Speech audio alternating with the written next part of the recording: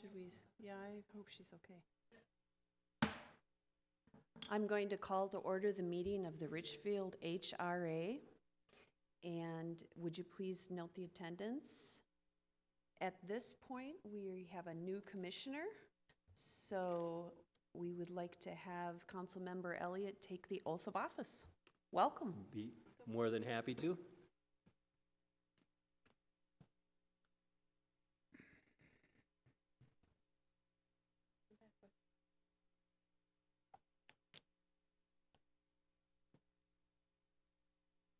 I, Pat Elliott, solemnly swear or affirm support the Constitution, laws of the United States, and of the state of Minnesota, and the Charter, and ordinance of the city of Richfield, discharge faithfully duties involving upon me as HRA Commissioner, Housing and Redevelopment Authority, City of Richfield, for a term expiring February 20. To the best of my judgment. To the best of my judgment. Thank you.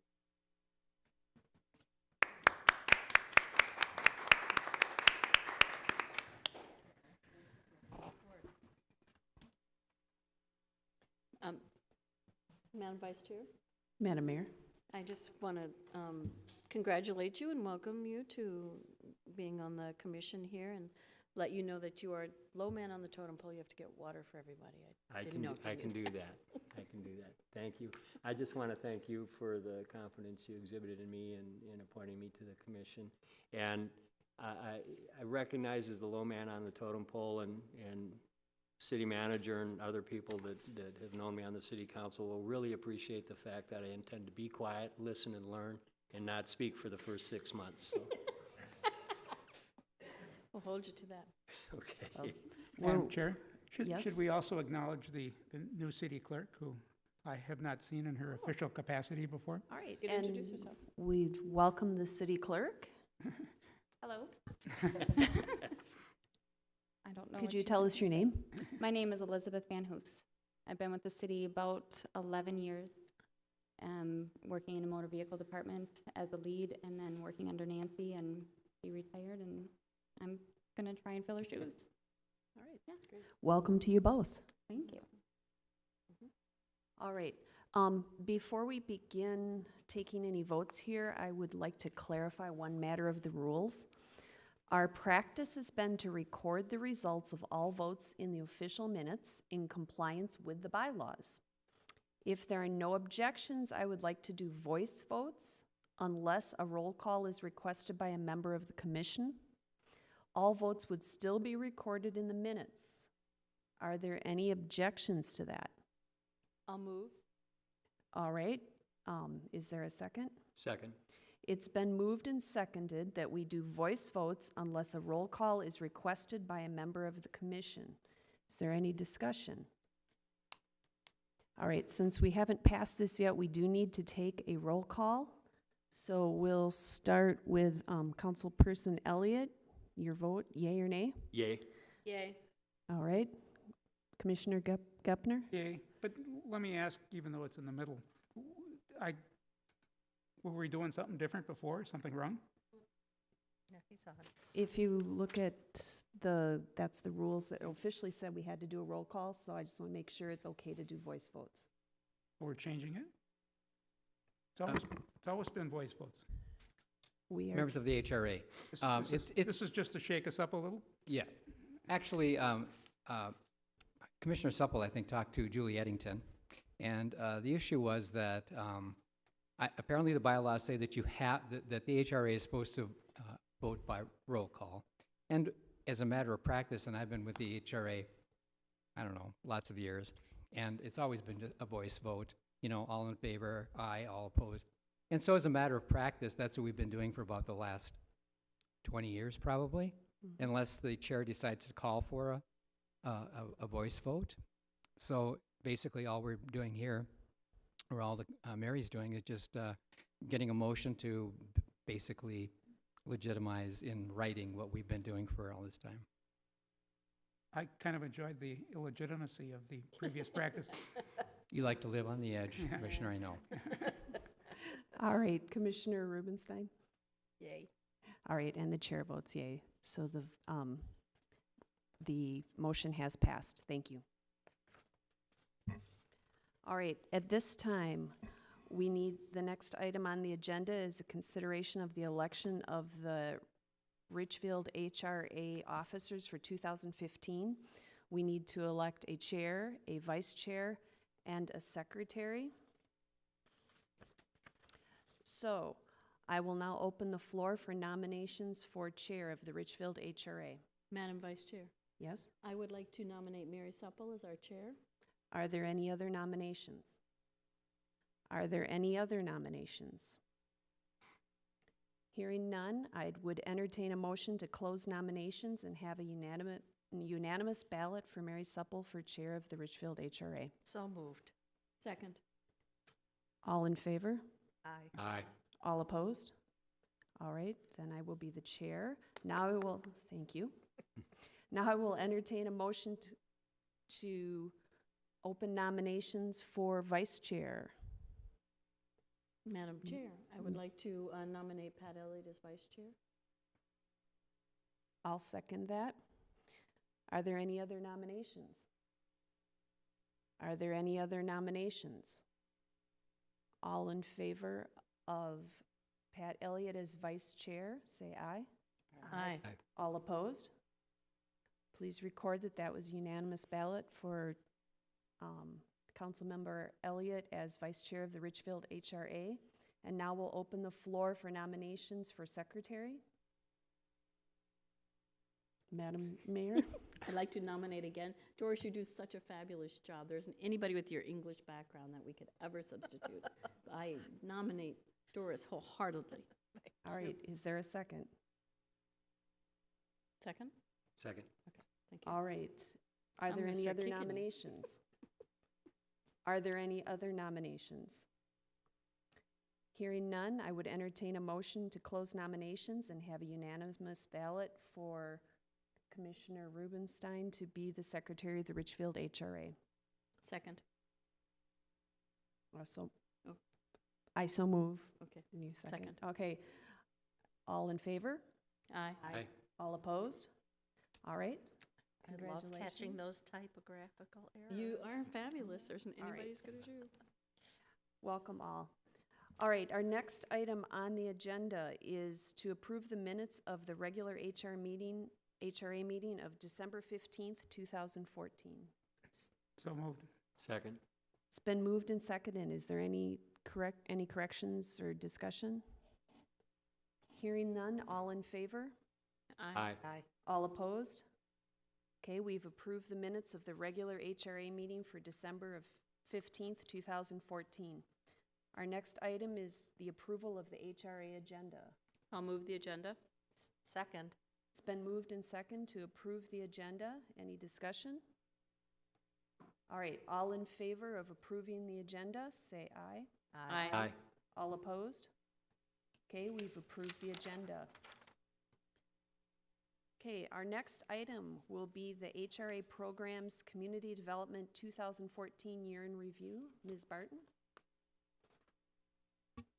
Thank you, Madam Chair. Commissioners?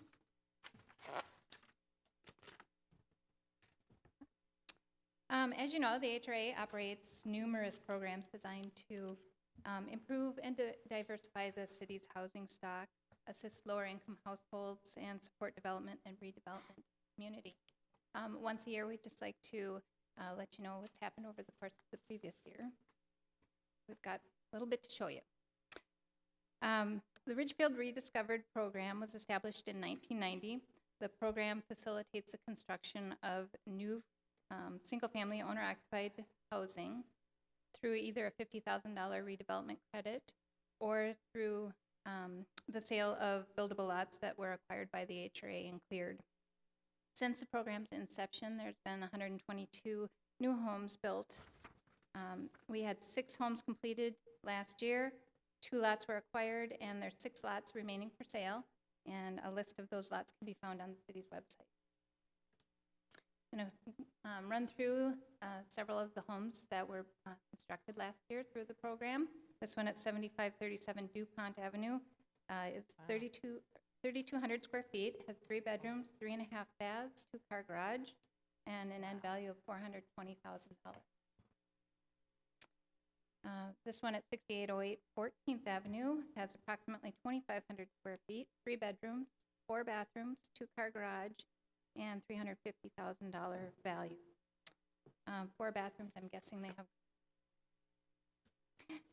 6812 14th Avenue, approximately 2,000 square feet, 3 bedrooms, 2.5 bathrooms, 2-car garage, and value of $333,000. 7437 Pillsbury, this one's just under 3,000 square feet, has 4 bedrooms, 3 bathrooms, and a 3-car attached garage. The end value is just over $375,000. 7035 Fifth Avenue, 2,000 square feet, 3 bedrooms, 2.5 bathrooms, 2-car garage, value of $303,000. 7215 Logan, just over 2,000 square feet, 4 bedrooms, 3 bathrooms, 3-car attached garage, and value just under $400,000. That was just under 400. It was 389,000. This one at 7225 First is approximately 2,000 square feet, has 4 bedrooms, 2.5 bathrooms, 2-car attached garage, estimated end value of $350,000. I think this is my favorite. The new home program was established. Oh, sure. These are beautiful homes. I love the kitchens too. This program really doesn't get a lot of visibility in the community. People who watch city council meetings, will see this here. HRA meetings will see it here. The people who live on that block will know that it's happening. But if we really need to get this program out there, I think we really, nothing spreads good news like this, like word of mouth, etc. But what are we doing to celebrate these kinds of improvements in our community? And I'm wondering if we should not look at some way to have an annual something or other, welcoming of these people who've built these homes, something to really make a little rah-rah about hooray, these people have decided to truly invest in Richfield. And has that really been discussed at all? Karen? We have previously done Richfield Rediscovered home tours. We've done with the Planning Commission. And, it's kind of tough to do anything more formal than that because these homeowners don't necessarily want people parading past all the time or definitely not going through their homes. We do include pictures of their homes inside and out on our marketing materials. Mm-hmm.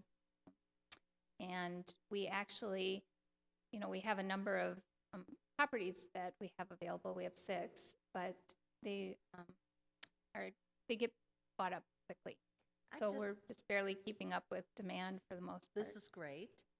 I just keep thinking about doing things like, having a welcome basket or a ribbon cutting at the door on the day they move in, something like that. That would bring just a little bit of attention to this program. We certainly could look into doing something like that, having a more formal with the HRA out and Yeah. reading. Madam Chair, I would like to say that at the Home and Garden Show, we do talk about that, and the city brings that up quite a bit, and there's quite a bit of attendance there. And a lot of it's about the loan programs, too, not just the lots available, and they have the pictures there, too. I've seen that in the past, and I think that's some good publicity there. I mean, when we look about where do you want to do it, and we don't want to get to a point where we have people who have so much demand that we don't have lots and we can't keep up with it too.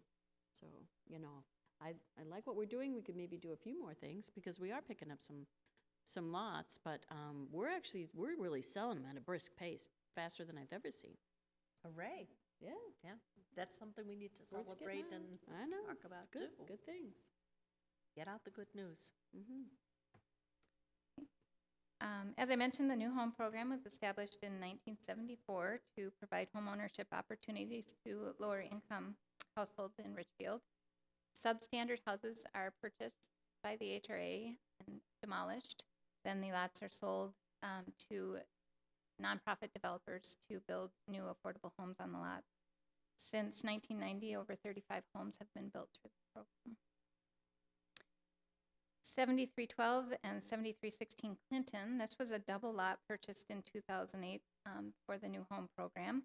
The property was subsequently split into 2 lots and sold to the Greater Metropolitan Housing Corporation in May of last year. The 7312 lot is being developed by Gimmick as a 1,700 square foot, single level, 3-bedroom, 2-bath home that has an attached 2-car garage. This home is designed to be fully accessible. The 7316 Clinton lot is a split level home, just under 2,000 square feet, has 4 bedrooms, 2 baths, and a 2-car detached garage.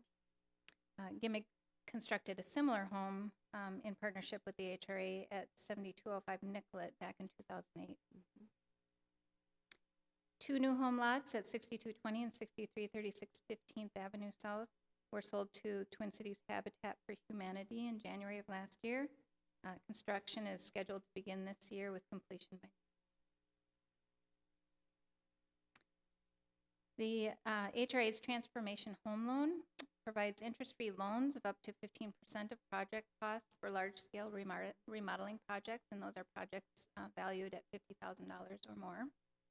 The maximum loan amount is $25,000, and there's no interest, no monthly payments, and the loans are forgiven after 30 years. There's also no income restrictions associated with the loan program. Last year, 3 transformation loans were completed. The total amount lent to residents was just over $40,000, and the total amount leveraged in renovations was almost $275,000. Do you have to make a $50,000 improvement in order to get that loan? Yes, minimum. These are a few of the transformation loans that happened last year. This is 73-2 Upton, and this was a major renovation. It was $160,000 value. They did a huge addition off the back of the home, including a beautiful deck. Created a remodeled eat-in kitchen, dining nook, remodeled main floor, bathroom, did a main floor laundry, master suite, and a future family room in the walk-up basement. There are additional photos of the interior of that remodel. Before picture on that There were kitchen. befores That's what I on the thought, top, yeah. yep. Doesn't even look like the same house. Yeah, it's a nice remodel. Not the bathroom. This transformation at 7121 Oliver was a kitchen remodel and expansion with before and after pictures there as well, and this was valued at $51,000. There are additional pictures of the kitchen. Very nice. This is 6945 4th Avenue. This was a great room, kitchen, and basement expansion project. The project value was $54,000. They had a old 3-season porch that they converted into a great room and opened up the space to. You better postpone that, huh? Yeah. Opened up the kitchen into the dining area. Additional photos of that.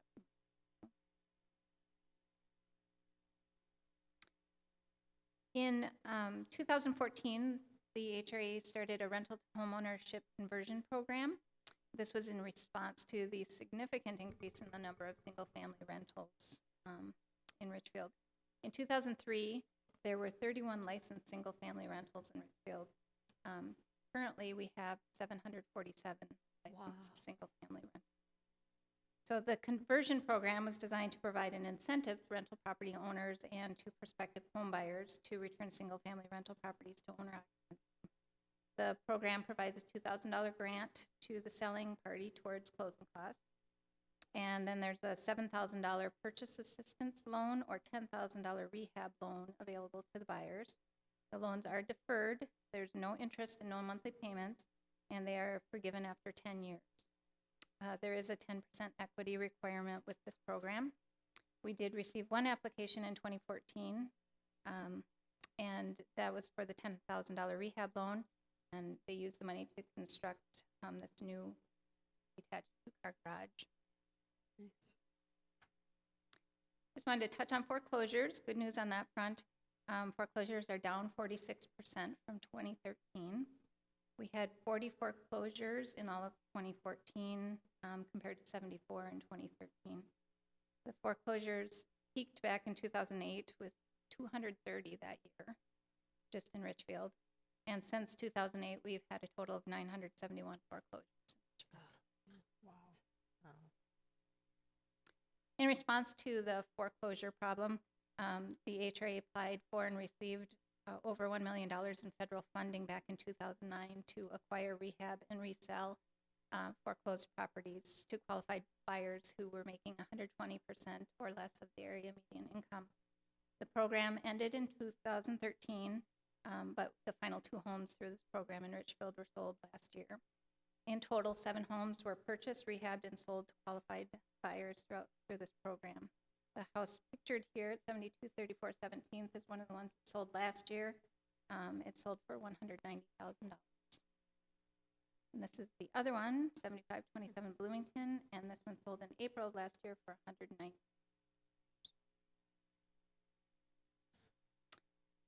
The Community Fix-Up Fund is a rehab loan program provided in partnership with Minnesota Housing and the Greater Metropolitan Housing Corporation. The HRA applied for and received a grant from Minnesota Housing to fund the program, and GIMIC administers the grant loans. The HRA provides matching funds to rate down the interest rate on this loan program. The rate is written down to 3%, and it otherwise would normally be 5 to 6%. The loans are traditional loans with payments and interest. There's a $50,000 maximum, and there is a household income limit of $96,500. The funds through this program have been used for a wide range of projects, including new garages, driveways, new and remodeled bathrooms, kitchens, siding, windows, roofing, the whole.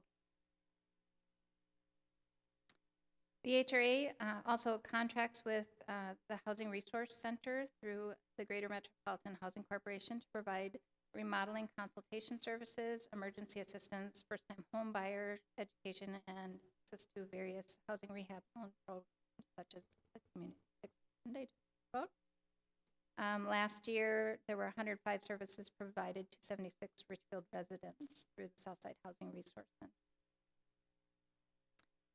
The city also receives approximately $200,000 annually from Hennepin County for Community Development Block Grant Program.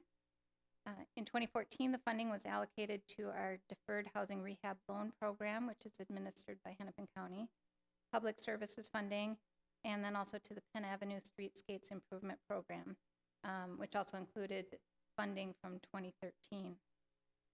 That program is for the purchase and installation of pedestrian scale lighting and benches along Penn Avenue between Crosstown and 67th Street. The Deferred Loan Program is a program that is available to very low income homeowners. There's no monthly payment, no interest. It's a 30-year forgivable loan. Last year, 6 loans were completed and 11 loans are currently in process. Public services that were funded through the CDBG last year included HOME, which provides homeowner services to seniors, HomeLine, which provides legal aid to renters, and then CAPSH, which provides homeowner aid, assistance, and referrals. The Home Energy and Squad Enhanced program began in 2013. The HRA partnered with the Center for Energy and Environment, CenterPoint Energy, and Excel Energy to offer energy visits to households in Richfield for $50. There's also a grant program available for low-income homeowners who can't afford the $50 that will be covered through the grant program. We also received a $4,000 grant last year from the Great Plains Institute to partner with NEDA, which is a Neighborhood Development Alliance, to develop a Latino outreach program for to expand participation in this Home Energy Squad program. NEDA and CEE worked to translate flyers for us, mailings and energy reports into Spanish, and they've also conducted some community outreach efforts to try and get more participation in the program. On average, each of the 286 participating households in the program last year saved over $100 in energy. Additional housing services include the Home Remodeling Consultation Program, which provides remodeling resource information and assistance to homeowners. The Architectural Consultation Program, which offers a 2-hour consultation with a licensed architect. The cost of the consultation is normally $250, but the homeowner only has to pay $25 for this service. And we had 15 homeowners take advantage of this program last year. We also hold an annual realtor workshop at which we provide realtors with all kinds of information about the programs and services in Richfield and all the benefits and wonderful things about living here in Richfield, so they can help sell that to people who are looking to buy a home.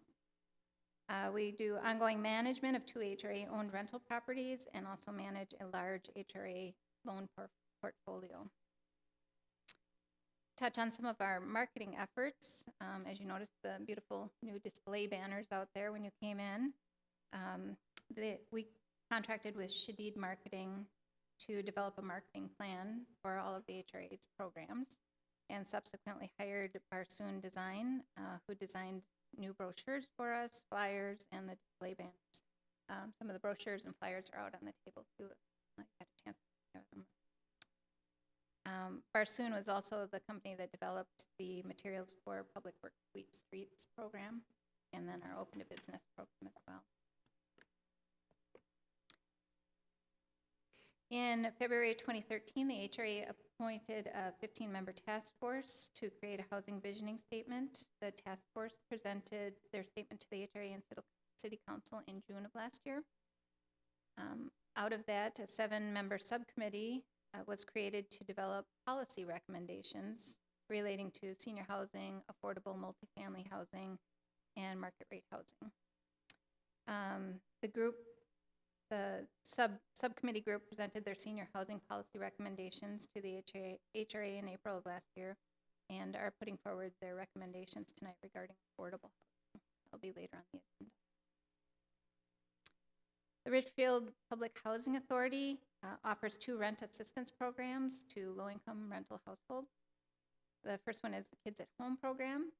This program provides a shallow rent subsidy with social services to facilitate housing stability and provide tools for financial independence for households who live in Richfield and have kids in the Richfield School District. 34 families were served through this program last year. And the authority also administers a Section 8 housing voucher program. There's 395 households that receive Section 8 vouchers through the city of Richfield. Through this program, the voucher holders pay a maximum of 30% of their gross monthly income. Some of the commercial development highlights from the year include Lumetri's Collision. Richfield Bloomington Honda wanted to expand, so they purchased the former Lumetri's location. Lumetri's subsequently purchased the HRA-owned parcel at 301 77th, which is also known as the Candlewood Hotel Outlot, and constructed their new facility there, which opened last year. Richfield Bloomington Honda began construction of their new 2-story facility last year as well at 400 West 77th Street. The new building is scheduled to be complete this year, although they have remained open. Mitsubishi partnered with Richfield Bloomington Honda to construct a new facility adjacent to Richfield Bloomington Honda at 401 West 77th, moving from their previous location, Bloomington. And Mitsubishi opened in this location last fall. The Lynn 65 Kitchen and Bar opened last year at 6439 Lindale Avenue, just south of Lindale Plaza Apartments. If you haven't been over there, I highly recommend it. Delicious. Oh, it's a wonderful place. Really relaxing, fun atmosphere, great place to meet friends, catch up. Lindale Station Phase 2. The Lindale Station Phase 2 development is currently under construction on the northeast corner of Lindale and 66th Street. The freestanding building will include a My Burger and a Caribou with a drive-through. The building is scheduled to be completed late spring, early summer. Couple of redevelopment activity highlights. The HRA received a proposal from the Greater Metropolitan Housing Corporation to construct 6 one-level living townhomes on the HRA-owned parcel at 2517 West 76th Street. The townhomes are to be a mix of market rate and affordable, and that item is also hear more about that. And the HRA has received and approved a preliminary proposal for the former city garage site at 7600 Pillsbury to construct up to 49 market rate townhomes on that site. And just as a general note, we have been in talks quite a bit with a variety of developers. A lot of interest recently, the opportunities in Richfield, including Cedar Point housing area, Cedar Corridor, amongst other areas. So we're hopeful we'll get some traction in those areas in the coming year. Move that quickly. Any questions you might have, I'm happy to answer. Are there any additional questions? Just thank you for all your hard work. Yes, thank you. Do we need to accept the report? I don't think it's an action item. Okay, the next item on our agenda is the consent calendar. Mr. Devich, would you care to explain it to us? Thank you, Madam Chair, members of the HRA. I just was switching back and forth. I was watching the presentation, and so I don't have a mouse, so I got to do this a little more. see. There we are. All right. The consent calendar contains several separate items which are acted upon by the HRA in one motion. Once the consent calendar has been approved, the individual items and the recommended actions will also have been approved, and no further HRA actions on these items would be necessary. Tonight on the consent calendar, we have consideration of the approval of designating the Community Development Director as the acting Executive Director of the HRA for 2015 in the event the Executive Director is absent from the city. Consideration of approval of the resolutions designating the official depositories for the HRA, including collateral for 2015. C, consideration of the approval of a resolution authorizing the right-of-way and utility easement relating to Lot 16, Block 2, Iverson 2nd Edition, in favor of the City of Richfield. Item D is consideration of the approval of a resolution authorizing the Executive Director and HRA Chair to execute instruments necessary to purchase 3 to 4 vacant and foreclosed houses using up to $400,000 from the Housing and Redevelopment Fund through December 31st, 2015. And as you can see from that item, we do have, I mean, there's a limitation to what we're able to get now for lots under the program, especially compared to what we had before. Yeah. When the market was down and there were a lot of properties available, and we had some excess funding to be able to do that, when we kind of stockpile that and we're able to get all these projects going. It would be lovely if we had that opportunity again. And that concludes tonight's consent calendar. Are there any items that anyone would like pulled? Are there any additional questions for Mr. Devich? I'll move the consent calendar. Second. It's been moved and seconded. All in favor say aye. Aye. All opposed? Okay, we've passed the consent agenda unanimously.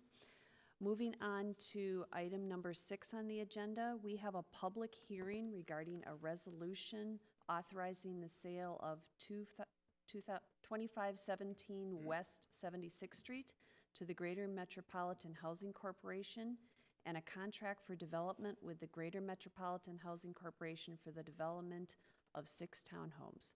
So I believe Ms. Barton's going to present this to us. Thank you, Madam Chair, Commissioners. Yes, the Greater Metropolitan Housing Corporation is proposing to purchase 2517 West 76th Street from the HRA for the development of 6 attached townhomes. The townhomes will offer single-level living in combination of 2 and 3 bedroom plus den units. The 4 interior units will offer 2,400 square feet of finished living and include 2 bedrooms, 2 baths, and a single-car garage with an estimated sale price of $250,000. The 2 end units will offer 2,800 square feet of finished living and will include 3 bedrooms, a den, 3 baths, and a 2-car garage with an estimated sale price of $290,000. The proposed homes have a traditional design and height that will complement the existing homes in the area. While finished space is available in the lower levels, the units will offer single-level living on the main level, which makes the units appealing to empty nesters and retirees, yet still will be appealing to others upon resale in the future. The homes will also incorporate green design and efficiency standards using the Minnesota Green Communities criteria. The HRA purchased the property using federal community development block grant funds, the use of those funds do require that 51% of the units have to be developed as housing affordable to households with incomes that are no greater than 80% of the area median income. The 4 2-bedroom units will be sold to qualifying households, and the 2 3-bedroom units will be sold with no income restrictions. Gimmick and the HRA will enter into a contract for development for the purchase of the property and subsequent construction of the townhomes. The contract provides for sale of the property to Gimmick for $1 and for the use of HRA housing and redevelopment funds to cover the remaining $64,000 gap between the cost of development and the anticipated sale proceeds. Housing and redevelopment funds can be used towards construction cost of units that meet state statute income requirements. The contract does require closing on the property by September 1st, 2015, and construction would be completed September 1st of 2016. And we do have somebody from Gimmick here, if you have questions for me or for her. Is there anyone on the commission that would like to ask a question? I have questions. Commissioner Gepner? Sure. The smaller units have a designation of bedroom 2 and bedroom 1. What does that mean? I'm sorry, Commissioner. The smaller units have a designation that says bedroom 2 and bedroom 1. Are they 2-bedroom? Yeah. Yeah, that's what they said Yeah. in the write-up. But where's the second bedroom? It's the basement level. But I thought they were all one level. They are. They offer one-level living, so you can completely live on one level, but they are 2 levels finished. Okay, so they aren't 2 separate units. This is the upper and lower is depicted. Didn't we require 2-car garages in Richfield on new structures? I don't know that that's a requirement on townhomes. I think on the single-family homes, we do require.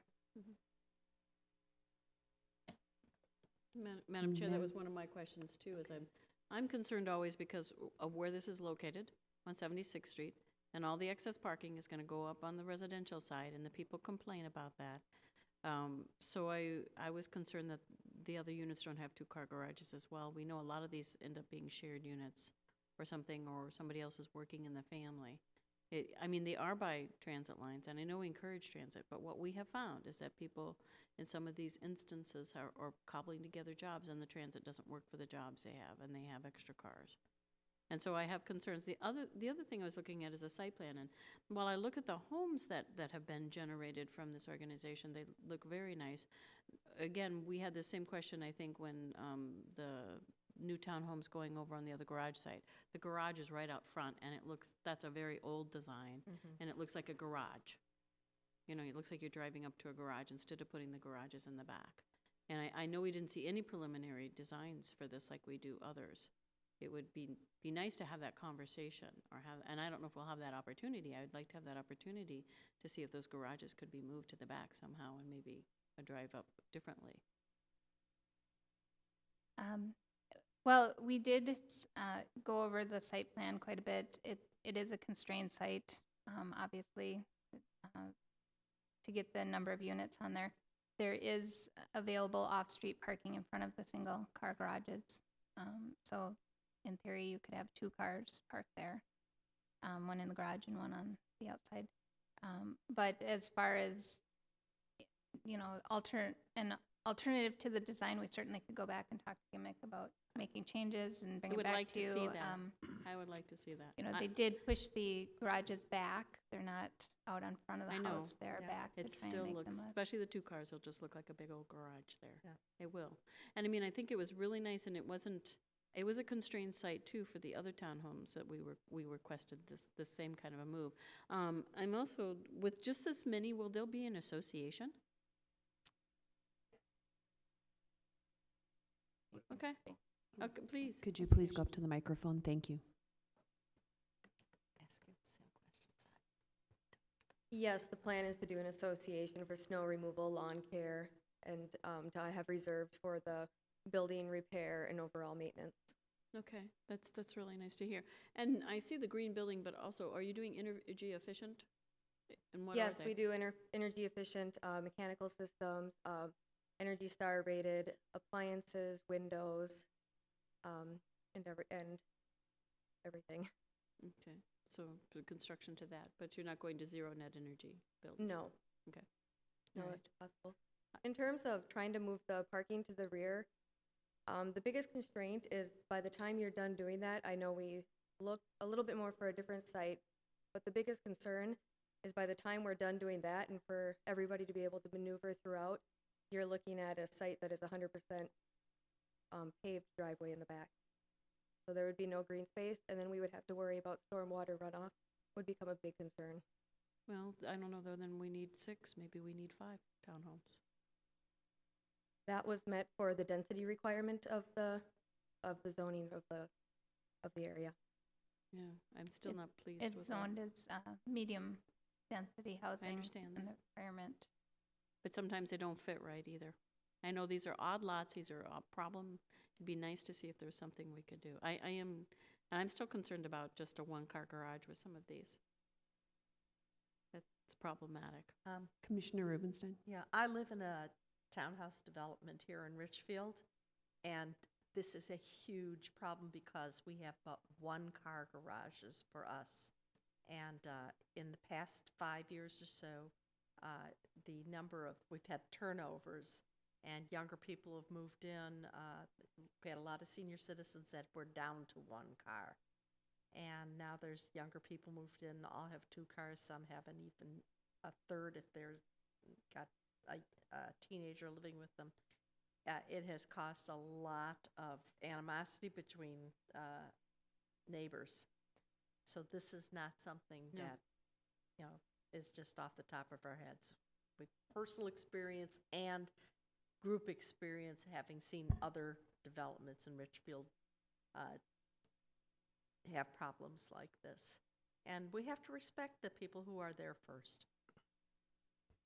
Since this is a public hearing, is there anyone in the audience who wishes to comment? If you could come forward to the microphone and state your name and address, and then when you're finished speaking, you can record your address in the book, and you'll have 3 minutes. Thank you. Thank you. My name is Karen Kaler, and I live at 7632 Sheridan Avenue South, which is across the street from the proposed development. And I appreciate very much the opportunity to speak to the commission. I do have a question. First of all, let me thank Commissioner Rubenstein and Commissioner Gettle for commenting about the single-car garages. That was one of our concerns, is the lack of parking for 6 units. 6 units on 3 lots seems like a lot of units. I appreciate very much that it's a kind of a buffer type of development between the apartment complex that fronts Penn Avenue and the single-family homes that front Sheridan, and one of which is mine.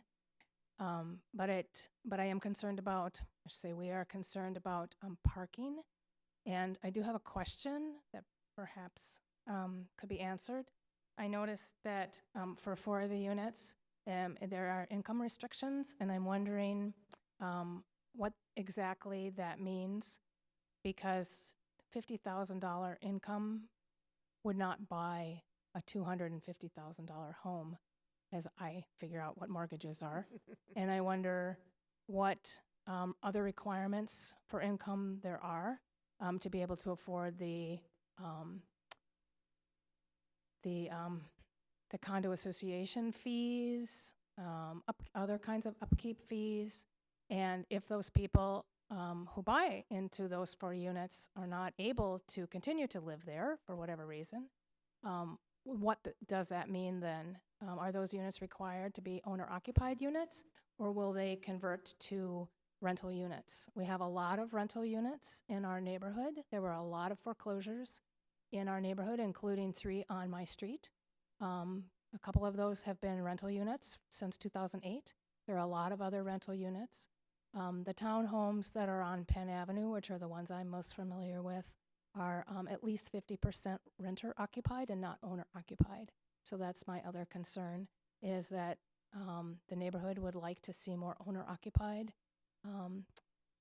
housing and less rental. If they're going to be rental, yay, then let's build rental townhomes, not townhomes that are meant to be owner occupied and then end up being renter occupied, and maybe those renters are not going to be keeping it up in the same way, and will the owners still be committed to the rental or to the owners condominium association? Thank you very much. Thank you, and please record your name there. Ms. Barton, could you answer any of the questions? Certainly, I'd be happy to. As far as the sale, they are going to be sold with the intention of owner occupancy. There is income requirements for 4 of the units because of the funding source. And the 80% of area median income for a 2-person household is $51,500. In addition to the cost for to purchase a property for the mortgage, there may be other subsidies that will be offered by a gimmick to make it affordable, so they can have a mortgage that they can afford the payments on that do not overwhelm them. Early and get a feel for the demand and ability to afford. A lot of the idea is that it might be people within the community that have a home to sell and larger down payments to put down that make the home more affordable. Otherwise, seeking affordability gap assistance from Minnesota Housing through the Impact Fund application in June. That's what we used for the affordability gap on the homes on Clinton. Another possibility would be is if there's any remaining gap from the homes on Clinton, if Minnesota Housing agrees, we could possibly transfer some of that to this project.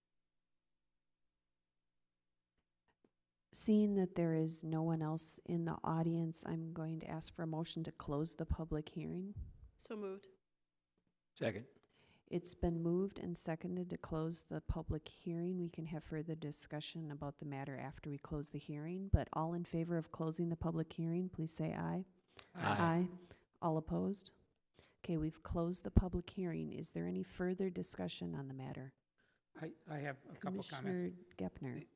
You know, it's a challenging site as it has been described. I don't know that there's a whole lot of alternatives. I would trust that the planning department has sought other prospective developers and looked at ways of developing this parcel in a different manner, and this is as good as they had come up with. With respect to multi-housing, I think we're living in a world where more of us are going to live closer to each other, so I certainly don't have any problem with that.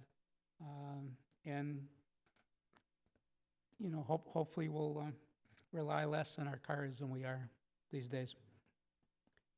Commissioner Rubenstein? I have two things. Number one, I understand that these are all considered, quote, one-level living. Is it a requirement that they be one-level living?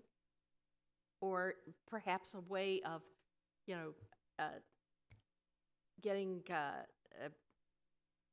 making more room for garage spaces would be to build up the floors, to make some of them 2 floors, you know, the 3 bedrooms, and that would give you a little bit more room. It wouldn't be as wide, they'd be taller. That's one option, and then you could have perhaps a tuck-under garage or something like that. That would save some space as well. Another question I have is not particularly for the developer, but for staff. Hello? It's one thing we've talked about quite a bit is how do we market our lots and how do we market our homes for these programs? And I was wondering, how did we get connected with Gimmick on this particular development? We sent out a request for proposals to a number of You did? nonprofit developers. Mhm. Yes. Because do you have other housing developments in Richfield, or is Yeah. this your first one? Yes, No, they have a- yes, we're currently building 2 new homes at 7312 and 7316 Clinton. Okay, so, but they're single-family homes? Yes, You they're haven't done single-family any homes. multifamily things in Richfield? No. Okay, that's what I meant. Not within my recollection. Okay. Councilperson Elliott? Just a couple matters, and I promise not to speak, so I won't speak much. No, I agree with Commissioner Gepner in the sense that when we have a challenged building lot like this, I think we need to look at the best possible use, the highest use. I think that I was one of the people that looked at the original proposal for the city garage and said, the old city garage with the 49 units and the garages were out front and that's all you saw. I think that when you take what at least is proposed in the schematic here with the garages set back and the porches and everything out front, I think that's what you see first, not the garages. I think that is workable. And when you look at this coming around the back and it being 100% asphalt and parking, and it presumably would take away the buffer and everything that's set up to create a visual barrier between that and the apartments that are further behind there. I think it sets it apart and does it about as well as can be expected on this particular site. I actually kind of like Commissioner Rubenstein's suggestion about going up and do, for lack of a better term, the New York brownstones or the Philadelphia row houses that are taller rather than wide. And from my perspective, because I've never had to live in one in Philadelphia, I find them somewhat attractive, to tell you the truth. I think it's a unique, it's a unique living style, and I don't think that's necessarily a bad concept for Richfield to adopt. All in all, I think in looking at this and knowing the challenges with the site and everything, I think it's an appropriate development for there. The one thing I would suggest, and it's just a mental thing, is you need something other than Gimmick as an anagram, because that just brings bad connotations to mind, so. All I know. Commissioner Gotel? And I happen to agree with Commissioner Rubenstein as well. I think we need to look at this as some 2-story. We need to figure out if there's a way to make it look nicer on the lot. I still think that the garages are too much up front. And I think if you pulled them up to 2-story, you would have room to do that. And I think even as constraint, we do have constraint, and we give a lot of room for people to do things because unconstrained sites, but this could look a lot nicer. And in the future, I would like to see these things before they come to us for just approval. It would be nice to see the mock-ups ahead of time. We didn't have it, and it's not your fault. You didn't have the chance to come to us before with this, and so we could given you these comments well before you got to a public hearing.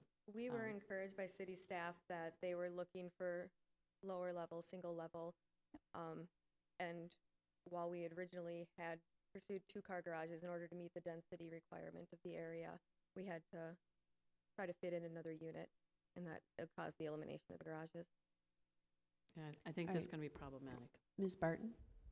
I just wanted to add that, yes, from the housing visioning and from the other reports that we've had done, that found that we were really lacking one-level living townhomes in the city of Richfield. And so, yes, we were encouraging that for this site. And then again, for the density, Doesn't work we always, needed to get yeah. another unit onto the site, so. Come on over to Wood Lake Village. In my building and the building next to mine, we have about 4 empty units, one level living. Take a look at what's truly available. Mr. Devich? They're older units, yes, okay, but nevertheless. Madam Chair, members of the HRA, you know, I guess it seems like you probably want to take more of a look at this. It just seems to me. I don't hear a lot of, you know, consensus about what to do going forward, and I hear some ideas, but it seems like everybody would like to take another look at this, and that would probably be my recommendation on what to do with it. I'd like to, you know, there's a lot of ideas that were brought up and a lot of issues that we had to talk about, and see if we can ferret those things out, and if we can, looking at the constraints of the site and what we're, you know, what originally was looked at here, or if we can't, then we'd have to maybe deal with different design or something, but it just sounds to me like we need to come back with this. I just feel that. All right, since there is not a motion on the table at the moment, I believe we can just move on if there's no objection. We could move to table. Maybe we just move to table so the staff could go back and have another conversation about this, because I think we have something started here. I don't necessarily want to say goodbye to this whole project. I just Right. want to see if It seems like there's a something lot else of we can ideas that the HRA's brought forward and concerns to talk about, whether talking about garages, we're talking about height, we're talking about parking issues, we're talking about just a lot of issues, and so yeah, I think we ought to take a look at all those things that were brought up this evening and come back to you with. do. Madam, Is there a second? I'll move to chair until such a time that as staff is ready to come back. All right, is there a second? Second. All right, the motion to table is not debatable. All in favor of tabling this until staff is ready to come back, please say aye. Aye. All opposed? All right, we've tabled it.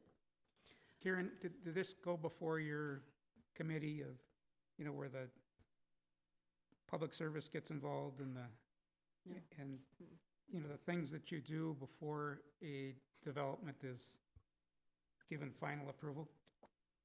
Didn't go to commissions. He's asking if it went to other commissions. Not the commissions, it's the staff. Public Works. I don't know what you call the Oh, process. you mean the but- ARC review process? No, it's too early in the process. So it has not gone through that. Okay, so, and none of the other departments have looked at it other than yours? The building department has done a cursory Yeah. review. Are there any other questions? All right, thank you. Then we'll move on to item 7, which is the consideration of an affordable housing policy to assist in guiding future subsidized housing developments in the city of Richfield.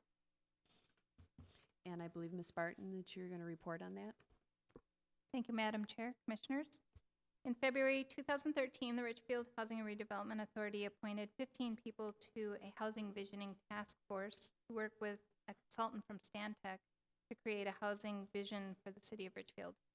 Following the work of the task force in 2013, a subset of the original housing visioning task force volunteered to continue meeting to develop a comprehensive housing policy for the HRA and City Council to assist in guiding future housing development in the city of Richfield.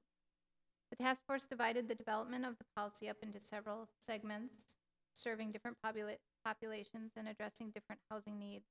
These segments consist of senior housing, affordable housing, and market rate housing. Recommendations regarding the senior housing policy were presented to the HRA in April of last year. The task force continued to meet during the second half of 2014 to discuss the aspects of affordable housing in city subsidized projects.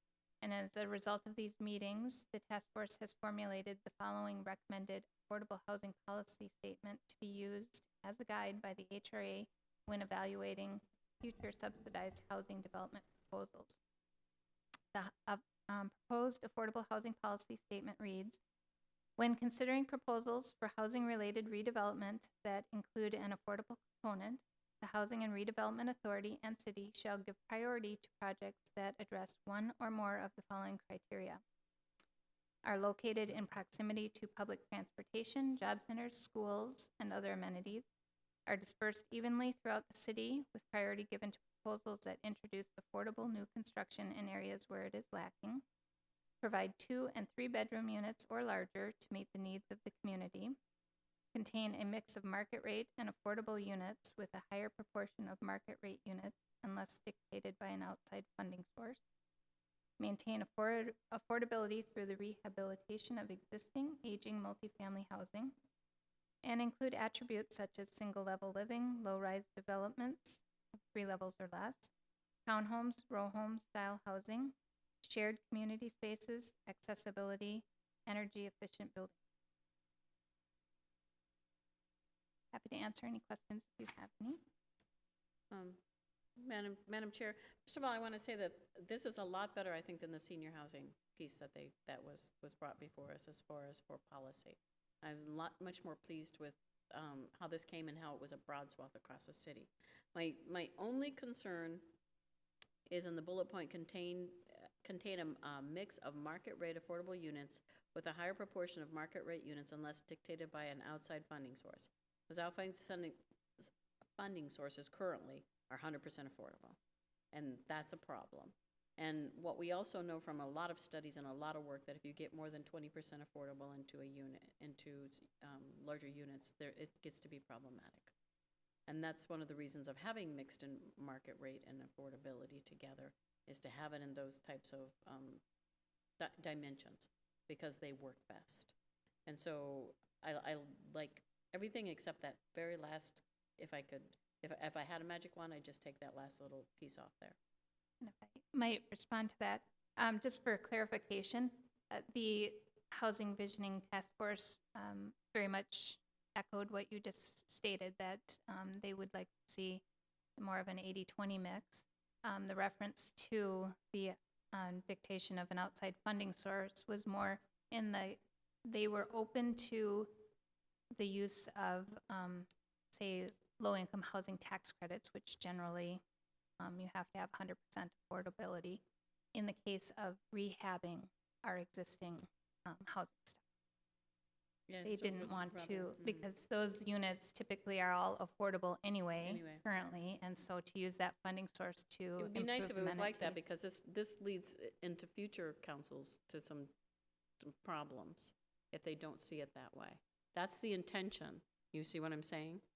That's behind it, but that intention is not stated here. That's my issue with it. I agree with what you said, but that intention's not in this statement.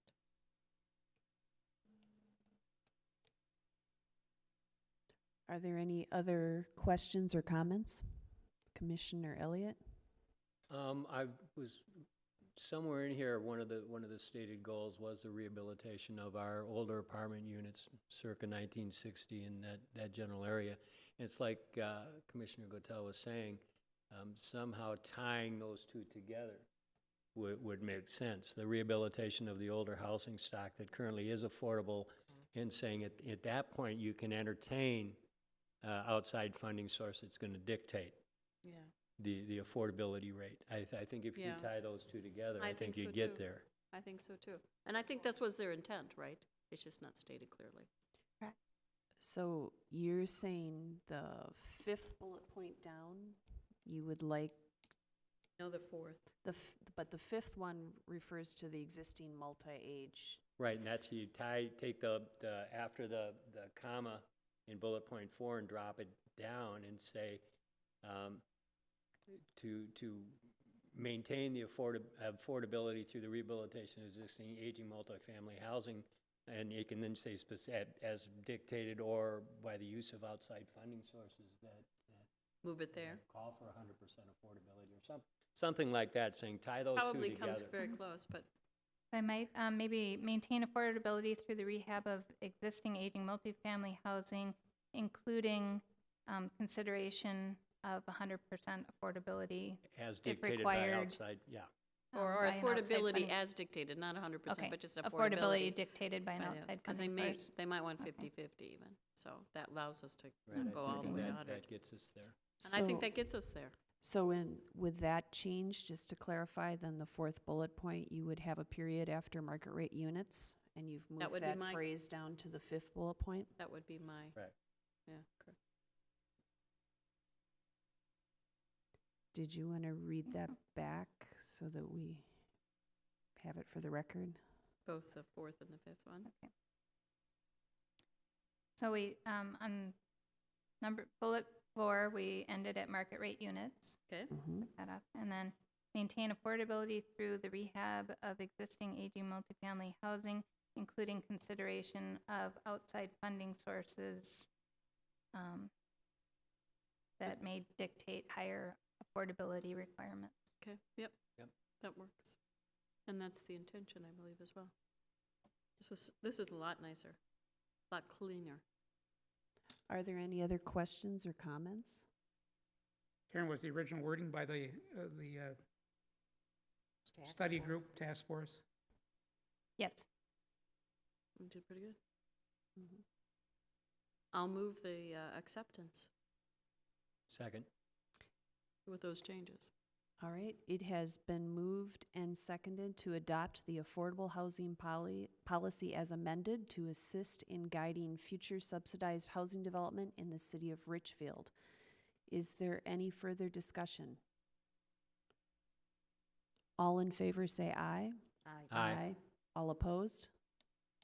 Okay, we have adopted the amended affordable housing policy. Good job.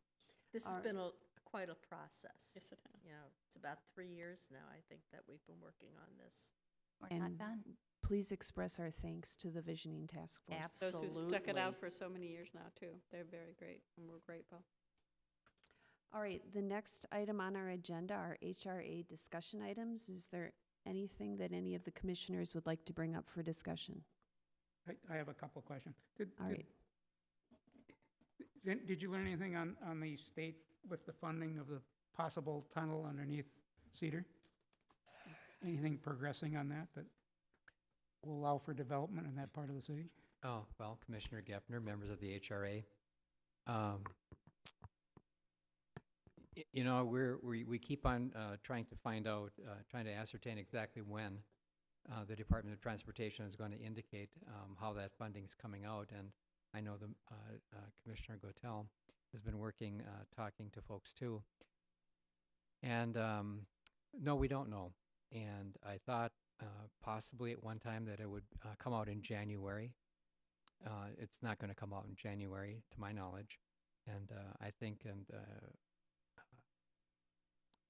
Commissioner Gotel, you may have more recent information than I do, but I'm thinking it's probably, we're looking at what, the end of February, maybe even first part of March that they decide? That is what Commissioner Zelli had indicated to me, is that this is such a new program, and they are really trying to figure out how to do this, and I think they're fumbling a lot. Lots of times they've asked for information, asked for the same information twice from us, but I'm hearing that they're doing that for the other projects too. So I just don't think that this is a brand-new program, and they don't have their feet underneath them of how to do it. And when you get bonding money, does it have to be completed or used by a certain year? If it's bonding money, yes, but, you know, there was two portions of money there. There was the bonding money and there was the cash portion. And my understanding is that you know, it is possible to move around where you get that money from. There are much more strict requirements for money that comes out of the bonding section than money that comes out of the cash portion. And I think they're also sorting through that. Yeah, I think that's a fair statement. One of the things that, when we talked to Commissioner, when we were in the office with Linda Slocum, is he said we have to figure out, you know, who gets what cash portion, so everybody gets what they need to go, and what piece of it will be bonding. And then, of course, they want to parcel out anything that might look like it's a little left over or something like that to some other projects that probably need it as well. And I think this cash amount, this program allows them to do that. It has a lot more flexibility, but in that whole thing too, how do you put restrictions around it too, so the cities do use it appropriately, properly, and are accountable? And again, they don't have that all down, and I think they're getting there. I know Linda Slocum is scheduled, I think, sometime next week to have some conversation about, do they have the timeline yet? So I'll get back to you as soon as I have anything. So is there a timeline as to when there might be a completed project? No, because we don't have the money. Nope, we're not going to do that. We're not going to jump the gun until we know when everything's going to get let. You know, I think the one thing that anybody here in Richfield can say with confidence is that in mid-December, when they were looking for, you know, more of the detail of the schedule and everything, we jumped on it right away, and we put together a detailed schedule to submit to MinDOT. And we said to them, and we've said it a number of times, I know that Mayor Gutella said it, I've said it, it's, we're ready to go. All we need is that front piece of money, and if you're talking about shovel-ready or whatever, we are ready to start. But, you know, that front-end piece of money that that's needed for the acquisition and the design, you know, that's part of what we're looking for to come out of those state funds. And so, you know, we can't even start on it, and we wouldn't, because, you know, you're looking at a huge expenditure of money, and we're willing to put some money into it, but, you know, not on the very front end if we don't have assurances that they're going to come through with something. On an unrelated matter, Mayor, or council person, you might be able to answer this. I've been trying to encourage some of my fellow Richfield citizens to have a greater identity and involvement in their city by volunteering for committees and commissions, and I haven't been as successful as I'd like. Are you getting lots of candidates? We are. We have quite a few filling in. We'll be interviewing most of the morning, I think, Saturday morning, so we do. And people have contacted me.